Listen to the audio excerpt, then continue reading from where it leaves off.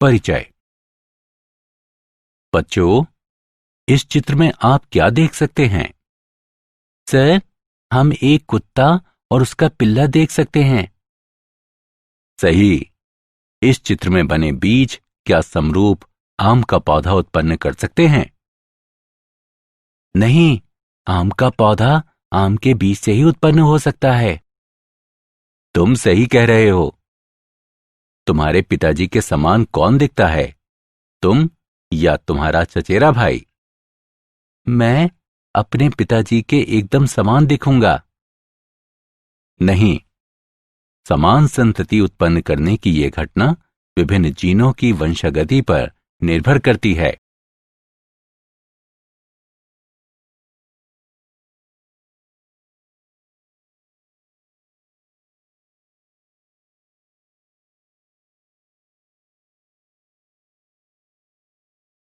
उद्देश्य। इस पाठ के अंत में आप निम्न करने में सक्षम हो जाएंगे: मेंडल के वंशागति के नियम समझना, एक जीन के वंशागति प्रतिरूप को समझना, वंशागति के विभिन्न नियमों की पहचान करना, पनेट वर्ग और इसकी गणना को समझना, परीक्षार्थ संकर की पहचान करना।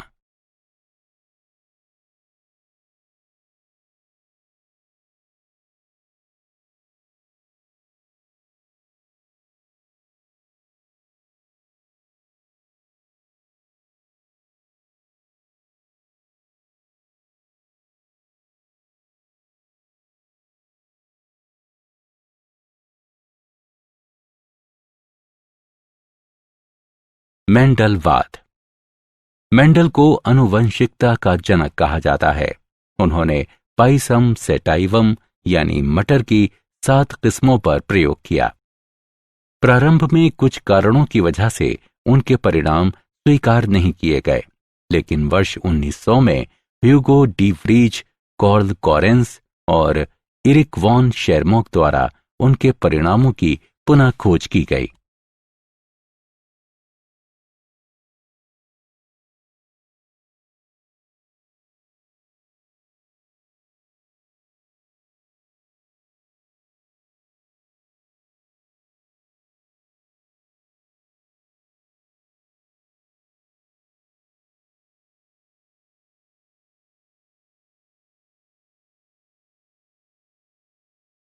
पाइसम सेटाइवम मटर का पौधा, इसके 7 विशेषक। मेंडल द्वारा अपने प्रयोग के लिए पाइसम सेटाइवम के चुने गए 7 जोड़े विपरीत लक्षण के थे।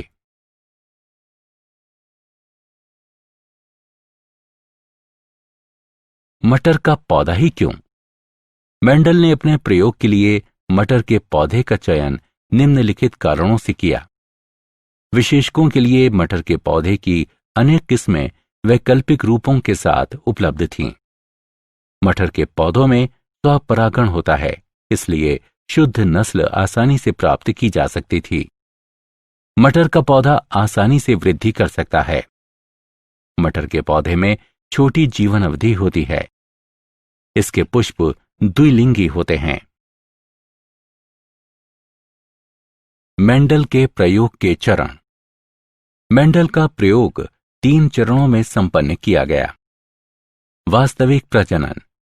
मेंडल द्वारा नोट किए गए 7 लक्षण जनकों से संतति में पहुंचते हैं कि नहीं, ये जानने के लिए उन्होंने 7 प्रकार के पौधों से स्वपरागण द्वारा उत्पन्न बीज लिए। मेंडल ने इन सभी को शुद्ध लक्षण नाम दिया। शुद्ध पौधों का संकरण। पौधों की 2 अलग अलग किस्मों पर परागण से संकर पौधे उत्पन्न करती है, जो F1 पीढ़ी बनाते हैं। संकरों में स्वपरागण। F2 पीढ़ी उत्पन्न करने के लिए प्रत्येक F1 संतति का स्वपरागण कराया गया। एक जीन की वंशागति। मटर के पौधों की लंबी और बौनी किस्मों के बीच एकल संकर क्रॉस निम्नानुसार है। एकल संकर क्रॉस के परिणाम। जीन। मेंडल ने देखा कि कुछ स्थायी कारक अपरिवर्तित रूप में जनक से संतति तक अग्रसित होते थे। ये कारक जीन कहलाते हैं। अलील, जीन जो विपर्यास विशेषकों के युग्म के लिए संकेत होते हैं, अलील कहलाते हैं। समयुग्मजी जीव, अलील के समान युग्म वाले जीव। विषम युग्मजी जीव, अलील के अलग अलग युग्मों वाले जीव।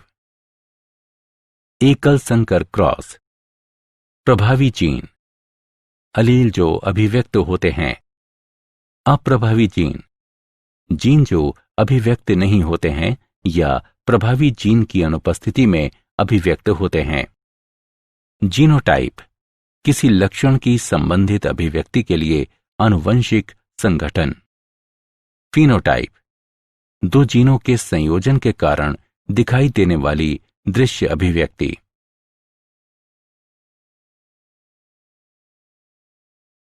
विसंयोजन के लक्षण, जब युग्मक अर्धसूत्रण द्वारा उत्पन्न होते हैं तो जनिकीय युग्म के अलील विसंयोजित हो जाते हैं और केवल एक अलील युग्मक तक संचारित होता है।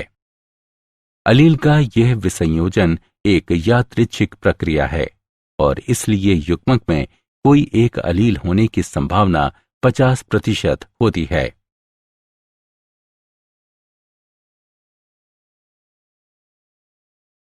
पनेट वर्ग, पनेट वर्ग आनुवंशिक संकरण में संतति के सभी संभाव्य जीनोटाइपों की प्रायिकता की गणना करने को एक आलेखीय निरूपण है।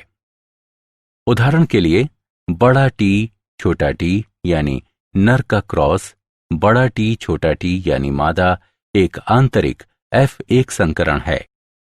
निम्नानुसार पनेट वर्ग बनाने के लिए एक जनक के अलील के एक सेट को सबसे ऊपर रखें और दूसरे जनन के अलील का दूसरा सेट एक तरफ रखें।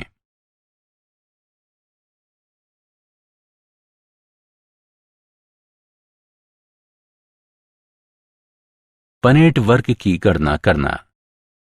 निम्नलिखित उदाहरण में दर्शाए गए रूप में अलील को केवल एक साथ जोड़कर संतति की अलील संरचना का निर्धारण करें। इस तरह के संकरण से F2 पीढ़ी में निम्नलिखित परिणाम प्राप्त होंगे: 3 लंबे पौधे और 1 पौना पौधा, 3/1 फिनोटाइप अनुपात, 1 समयुग्मजी लंबा, 2 विषम युग्मजी लंबे और 1 समयुग्मजी पौना पौधा यानी 1/2/1 जीनोटाइप अनुपात। परीक्षार्थ संकरण, संतति का जीनोटाइप इसके प्रजनन अप्रभावी प्रकार के साथ संतति द्वारा ज्ञात किया जा सकता है। ऐसा संकरण परीक्षार्थ संकरण कहलाता है। उदाहरण के लिए लंबे पौधे के फिनोटाइप में जीनोटाइप 2 बड़े टी या बड़ा टी छोटा टी हो सकता है। इसका जीनोटाइप निम्नलिखित तरीके से निर्धारित किया जा सकता है।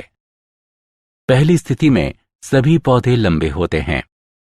इस प्रकार परीक्षार्थ पौधे का जीनोटाइप 2 बड़े टी हैं। दूसरी स्थिति में लंबे और बौने पौधे 1/1 के अनुपात में उत्पन्न होते हैं। इस प्रकार परीक्षार्थ पौधे का जीनोटाइप बड़ा टी छोटा टी है। वंशागति के नियम। मेंडल के सिद्धांत या वंशागति के नियम हैं: प्रभाविता नियम। इस नियम के अनुसार जोड़े में एक कारक स्वयं को अभिव्यक्त करता है और F1 पीढ़ी में दूसरे की अभिव्यक्ति को रोकता है। विसंयोजन नियम। इस नियम के अनुसार प्रत्येक लक्षण के कारक युग्मक निर्माण के दौरान विसंयोजित हो जाते हैं ताकि प्रत्येक युग्मक केवल एक कारक ग्रहण कर सके और सदैव शुद्ध रहे। नर और मादा युग्मकों में 2 कारक या विशेषक बराबर आवृत्ति के साथ प्रकट होते हैं। अपूर्ण प्रभाविता, सह प्रभाविता और बहुअलील। अपूर्ण प्रभाविता ये तब होती है जब एक निश्चित विशेषक के लिए कोई भी अलील प्रभावी नहीं होता है। इस प्रकार विषम युग्मजीव व्यष्टियों में एक मध्यवर्ती अभिव्यक्ति पाई जाती है। सह प्रभाविता ये तब होती है जब एक विशेषक के लिए दोनों अलील प्रभावी होते हैं और विषम युग्मजीव व्यष्टि में दोनों अभिव्यक्ति किए जाते हैं। ऐसी घटना बहुअलील के साथ देखी जा सकती है। बहुअलील ये एक विशेषक के लिए 3 अलील की उपस्थिति को संदर्भित करता है। उदाहरण, मानव रक्त में 3 अलील A, B, O होते हैं। द्विसंकर क्रॉस एक ही समय पर अलग अलग विस्थलों पर 2 जीनों को ध्यान में रखते हुए 2 जीवों के बीच संकरण द्विसंकर क्रॉस कहलाता है, जैसा कि आरेख में दर्शाया गया है। द्विसंकर क्रॉस के परिणाम। द्विसंकर क्रॉस F2 पीढ़ी में 4 प्रकार के पौधे 9/3/3/1 के फिनोटाइप अनुपात में उत्पन्न करते हैं। 2 नए संयोजन उत्पन्न किए जाते हैं, गोल हरा और झुर्रीदार पीला। एक लक्षण की वंशागति दूसरे लक्षण की वंशागति से स्वतंत्र थी। स्वतंत्र अपव्यूहन का नियम।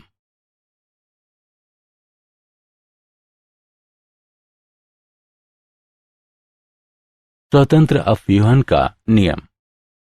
स्वतंत्र अपव्यूहन का नियम समजात गुणसूत्र के विभिन्न जोड़ों में स्थित कारकों या अलील के विभिन्न लक्षण युग्मक निर्माण के दौरान अपने विसंयोजन में एक दूसरे से स्वतंत्र होते हैं और निषेचन द्वारा संतति में एक साथ आ जाते हैं।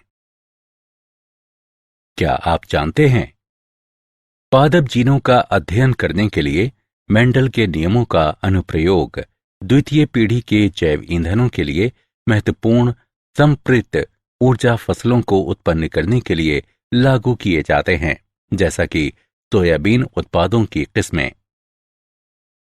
सारांश। आइए हमने जो कुछ सीखा है उसे संक्षेप में दोहराएं।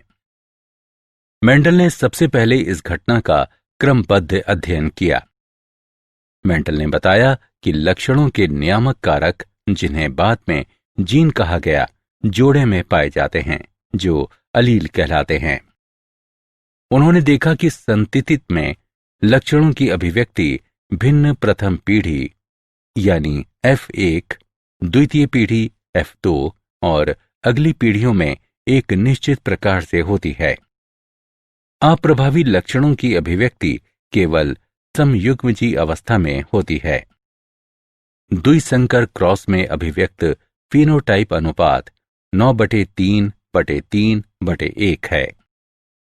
वंशागति के 3 नियम प्रस्तुत करते हैं: प्रभावी विसंयोजन का नियम और स्वतंत्र अपव्यूहन का नियम। मानव रक्त समूह में एक विशेषक A-B-O के लिए 3 अलील होते हैं।